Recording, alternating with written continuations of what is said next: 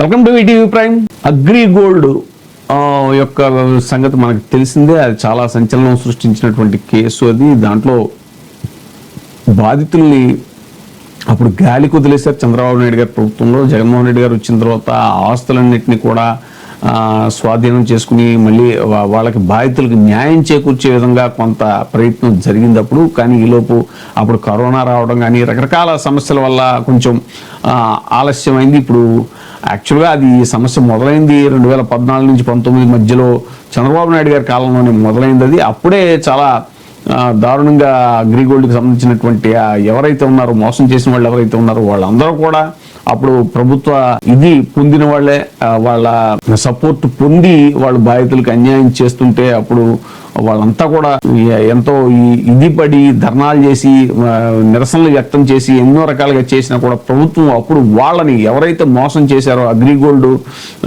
సంస్థ యొక్క యాజమాన్యం ఏదైతే ఉందో దాన్ని కాపాడే ప్రయత్నంలో భాగంగా బాధితుల యొక్క గోడును అసలు పట్టించుకోలేదు. ఆ తర్వాత జగన్మోహన్ రెడ్డి గారి టైంలో కొంత వాళ్ళకి న్యాయం చేకూర్చేటువంటి ప్రయత్నం కూడా జరిగింది. మళ్ళీ తాజాగా కూడా ఈ 24 ఎన్నికల ముందు కూడా మళ్ళీ అగ్రిగోల్డ్ బాధితులకు న్యాయం చేస్తామంటూ సేమ్ మనం చాలా సార్లు చెప్పుకున్న కథే అయినా కూడా పదే చెప్పుకోవాల్సి వస్తుంది. ఎందుకంటే ప్రతి సమస్యలోనూ ప్రతి అంశంలోనూ చంద్రబాబు నాయుడు గారి యొక్క ధోరణి అదే. కాబట్టి అది ముసలి పులి ఏదైతే ఉందో దాన్ని నా కంకణం ఇస్తాను రండి అది ఇది అని చెప్పి నేను దానం చేసుకుంటాను ఇది అని చెప్పి నమ్మించి మోసం చేసి ఎలాగా తన నోట ఖర్చుకుందో అలాంటి కథలాగా మళ్ళీ వీళ్ళని కూడా అగ్రిగోల్డ్ బాధితులను కూడా 2024కు ముందు వాళ్ళకి రకరకాల హామీలు ఇచ్చి ఇంకేమో మీ సమస్యలను నేను పరిష్కరించేస్తాను అని హామీలు ఇచ్చి అధికారంలోకి వచ్చినటువంటి చంద్రబాబు నాయుడు గారు అధికారంలోకి వచ్చి 2 ఏళ్లు కావస్తున్నా కూడా తమను ఆదుకునేటువంటి చర్యలు చేపట్టట్లేదు అని అగ్రిగోల్డ్ బాధితులు మరోసారి ఆందోళన బాట పట్టారు. కూటమి ఎన్నికల మేనిఫెస్టోలో బాధితులకి అగ్రిగోల్డ్ కంపెనీ ఆస్తులు అమ్మి సొమ్ము చెల్లిస్తాము అనేటువంటి హామీని కూడా ఇచ్చారు.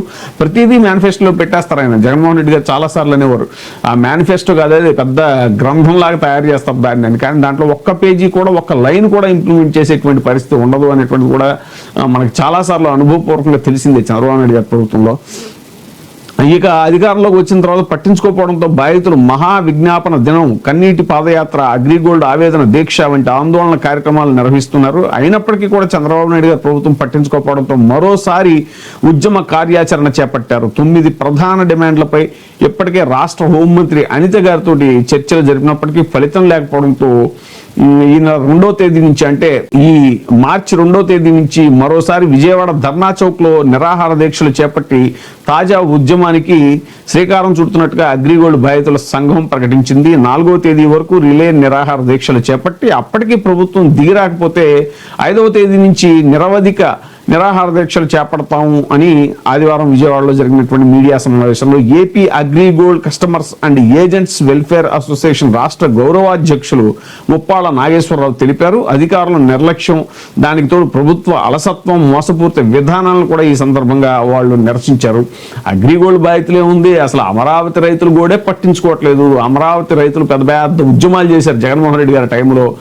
వాళ్ళకి ఇంకేముంది, మొత్తం హామీ ఇచ్చేసి ఇంక మొత్తం నేను వస్తే మళ్ళీ సింగపూర్ మళ్ళీ జపాన్లు ఇవన్నీ కట్టేస్తాను అక్కడ ఇది అని చెప్పేసి వాళ్ళకి విపరీతమైనటువంటి హామీలు ఇచ్చేశారు. వాళ్ళ గోడే పట్టించుకోవట్లేదు, వాళ్ళకి ప్లాట్లు ఇవ్వట్లేదు.